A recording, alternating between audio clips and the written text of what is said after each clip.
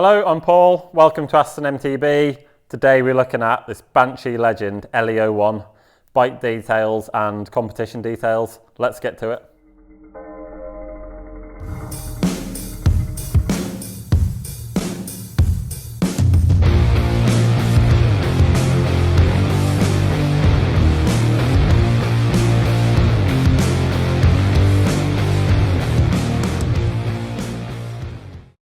First question, why am I giving this bike away? I don't believe any mountain bike reviews are truly independent, so this was the only idea I could come up with to create completely independent reviews. The most honest, open, I buy everything at full retail price from a shop, from a store, from suspension tuners. You buy tickets, I get the money, I use the money to pay for the bike, pay for the shipping, buy the products for me to test, and lucky winners get to win a bike. This is the only way I could think of doing it. Independent reviews, crowdfunded by you, done by me. You get the truth. We've been through some massive sagas already. If you're new to the channel, big problems with Norco, big problems with Commensal, problems with Canyon, slight problem with another Banshee bike I had, problems with suspension, DVO, Öhlins. Breakaway friction.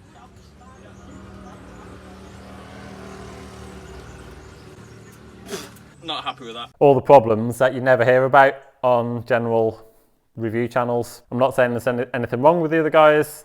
A lot of people doing a good job, but essentially they're paid for by the industry to review the industry's products. Why am I giving this bike away? I ordered this in April this year. The plan was summer test bike, all these amazing parts on it. Rulesman, suspension expert from Savona, proposed this bike to me in this gold finish. And I said, yeah, I'll take it. Summer test bike. I can test it against a Commensal, against any other bike that I had this year. Long story short, the bike turned up in October. Lots of supply chain issues, or the usual issues from the last 2 years. Bike stuck in the post, problems at the anodized factory. Finish wasn't good enough. Refinished, checked again, shipped backwards and forwards. Parts missing, yeah, the usual supply chain issues of the last 2 years. So I thought, bike park season is over, we'll do a giveaway, essentially a brand new bike. So competition details, how does it work? Click on the link in the description below, go to my website, you can buy a ticket. You can buy a ticket to win this bike, plus some of the competitions live at the moment. What you see is what you get on my site. I try not to change any of the criteria of the competition once it's live. Normally there's no minimum ticket sales this bike because it's a big investment and I don't want to lose money on it, of course. If I lose money, I can't do any independent testing. I need to make money as a business. This bike has a 400 ticket minimum sale. If we don't get to the 400 tickets by the 29th of November, the closing date, full refund for everybody. If we do get over the 400 tickets, live draw goes ahead on 29th of November, 6 PM, live draw downstairs in my garage. We've now finally got Wi-Fi, electric and even heating in the house. I'm living in a house after 2 years in a van. So yeah, we're moving onwards and upwards. Tune in to check it out. If we don't sell the tickets, the competition's over, everyone will get refunded. Once we're over the 400, guaranteed draw. There's 800 tickets in total, £20 each. You can buy one, you can buy 10, you can buy 100. As many as you like. This is open to anybody in the world. Global competition, includes global shipping for the winner, plus customized suspension setup, springs and settings from Rulesman, the guy behind the bike. If you want to come here and collect it in person and go riding with us, pick it up from Rulesman. If you're in Europe, if you want to fly here, come for holiday in Finale Ligure, somewhere nearby, yeah, any option possible. If there's someone in Australia or New Zealand who wants to win it, I'll deliver it personally because I believe you're heading into summer over there. So maybe I'll buy a flight ticket instead of $1,000 on shipping to Australia. So that's it, simple. You can pay by credit card or PayPal. When we're ready to do the draw, we download a list of all the ticket numbers. We use a Google random number generator. We put in ticket number 1 to 800, press the button, Google chooses a number for us and the number of the corresponding ticket is the winner. Easy. So let's get to the bike itself. Mamma mia, We've gone full Italian style. Polished alloy frame, which has then been gold anodized. Gold stickers, Banshee RRT Limited Edition 01. RRT stands for Rulesman Race Tune, and this is his first complete bike, limited edition 01. Graphics by Beyond Unique in Portugal. They also did graphics for my custom Dorado fork last month. Great company, doing some nice stuff. Matching DRC stickers again from Become Unique. Fork stickers, Dorado decals, all matching. Absolute beauty. Gold titanium bolts nearly all around in the fork. Crowns, stem, Hope V4 brakes are mounted with gold tie bolts. Yeah, absolutely. What a beast. What's next? Well, so let's start at the top for the spec. Pro Grip, dual compound ATV grips. I do like these grips. They're not my favourite push-ons, but Dave likes them. If you're a moto guy, you're going to like these. Glued on with plenty of glue and wired. Glue them on, wire them on. Don't bother with lock-ons. You're losing a lot of vibration capacity from your grips. Very important, push-on grips. The only performance advantage of a lock-on is fitting them to your bike is quicker than gluing and wiring, but that's not a performance advantage on the trail. That's a workshop advantage. SQ Lab carbon bar. This is the 30x carbon high rise 45mm, 780 wide as standard, but Dave has put bar extenders in, so the bar's at 815. Can be reduced if you want smaller, but 815, that's a nice size for a taller downhill rider.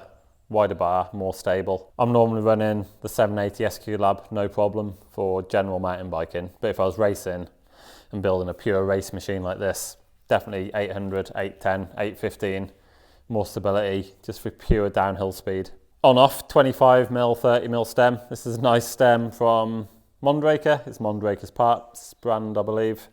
I think it's a 10mm rise stem, 25, 30mm reach, 31.8 bar, 35mm bars, not a fan, too stiff. Dorado carbon, Rulesman, custom drop crown. Manitou made a massive mistake with this fork this year. Only fits a head tube up to 110 maximum. Rulesman's fixed it. He's got a load of these drop crowns you can buy from him. No affiliation, go and buy one. I don't get anything from it. Carbon, Manitou Dorado, 37mm fork. Yeah, Dorado Pro, triple chamber air spring, custom tuned. TSR damper, custom tuned. Again, tie bolts. This fork is as close to a Supercross fork as you're going to get. So I had all the surfaces done, aligned, bushings, seals. Dave's been working with Dorados for over 10 years now. He was part of the development team with Manitou for making this fork. This has taken a really good stock fork and yeah, gone full moto, full Supercross level. Paired up with the last ever, we believe, the last ever for sale, Cane Creek double barrel heritage edition. This is silver and gold. Absolute beauty of a shock. I think these are 15 years old now, the double barrel. Still the leading shock on the market, really. Widest range of adjustment of any shock. Twin tube design, super reliable, no problems. What more do you want from a shock? I'm a big fan of these and Kitsumas, the newer version. Simply because widest range of adjustment on the market. You can put these on any bike, pretty much. Dial away and you've got yourself your settings. Pretty much every other shock you need to get retuned for different bike, different rider weight, different leverage ratio. Maybe you start riding faster and you need to up your compression. You get to the end of the clicks. It's got to go back for a retune. A lot of work. Cane Creek, boom, sorted. All the dials you need. What else have we got? Simple WTB Silverado seat. Downhill, not so important. The most important thing is for sitting in the lift queue. Trying to look like a boss. A comfortable saddle for sitting down. The only really important thing I think for a downhill saddle, you want nice padding. You don't want it too sharp. Sometimes you can get out of shape and stab yourself with a sharp saddle. So yeah, nice and soft. Good for sitting down in the lift queue. No sharp edges, great. Thompson Elite seat post, top of the range seat posts. Again, downhill bike, not hugely important, but yeah, nice Thompson post to finish. Praxis DMR cranks.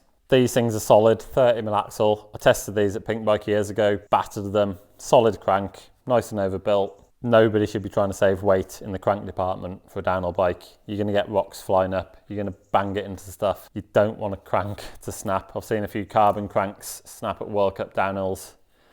You don't want to snap a crank. You could easily break your ankle or your leg when you pound your foot into the floor. Simple sturdy crank, E13 chain device, black spire, snaggle tooth chainring. Pretty simple. Lightweight SRAM XD cassette on the back for saving weight, but just a cheap run-of-the-mill Shimano Z derailleur, again for downhill riding, downhill racing. You hit stuff, you're going fast, you're pushing the limit, turn up on a practice day, rocks are changing, rocks are rolling down the track, lines are changing, ruts are getting deep. Just use a cheap mech. Ideally have a gearbox, but a cheap mech, it's going to get battered. If you got loads of money, yeah, get X01, get XTR, whatever you like, but it's just going to get smashed. KMC gold chain, finishing the drivetrain, no problems. Full DH casing tyres, Maxxis 29 by 2.4, 3C max grip, tubeless with Stan's race sealant inside. If you want any more information on the build of this bike, head to Rulesman's YouTube channel, links also in the description. He's put together a dream build video, which is much better quality than this video you're watching, made by me on my iPhone. Onto the wheels, DRC Shred 29er wheel set, black anodized, gold stickers, DRC hubs. These rims are past the prototype stage. I'm not sure if you can buy them yet. I had some silver ones of these on my orange 329, the PT replica. These are the same, had no problems. Seemed like a really good strong rim. 27mm internal width, so slightly narrower than the average stuff at the moment. I like a narrower rim nowadays. A lot of World Cup racers are using narrower rims, 25mm. I've got DT Swiss EX471 on my bikes. This is pretty close, 27mm. Narrower rims, rounder tyre profile, more predictable tyre. A lot of tyres on the market I think are way too square for a 30mm rim at the moment. And there's also a lot of difference between manufacturers. So narrower rim, higher rolling speed, the tyre's more round, more predictable breakaway, the tyre's more round. The rim's more protected because the tyre's more round, protects the edge of the rim from rock strikes. What else? I think, ooh. Yeah, that's nice.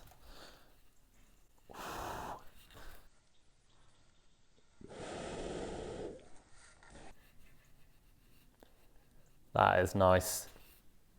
Really nice. I like that. Ooh.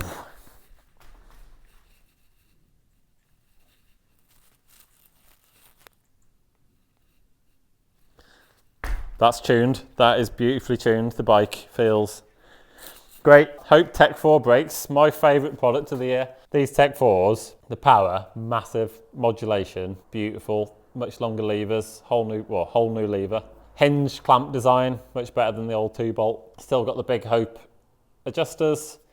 Yeah, longer lever, more modulation. New piston design with, I'm not sure what it is, stainless steel on the outside of the pistons. Super smooth, always in line, pistons in line all the time. Fantastic brakes. Yeah, green Galfa pads, race compound, 200mm discs front and rear. These are the Intend Aero discs. They're 2.3mm thick. Stiffer rotor, again, downhill riding, likely to bend. Lots of force being generated under braking. Lots of narrower rotors go out of true too easily, especially in bigger sizes. So 2.3 seems to be becoming the new standard. One thing you don't want on a downhill race is your rotors dragging. You're doing everything you can to find every little second. If your rotors are dragging, it's like pulling the brakes all the way down. What else? Just can't think of anything else. Absolute beauty. Fantastic frame. 478mm reach, 475mm chainstay, I believe, off the top of my head. I tested this bike at Pinkbike years ago. Really good bike. I had a prototype version. Really good balance, really positive suspension feel. Yeah, definitely a nice race bike. Gutted that I'm not actually riding this and I'm giving it away.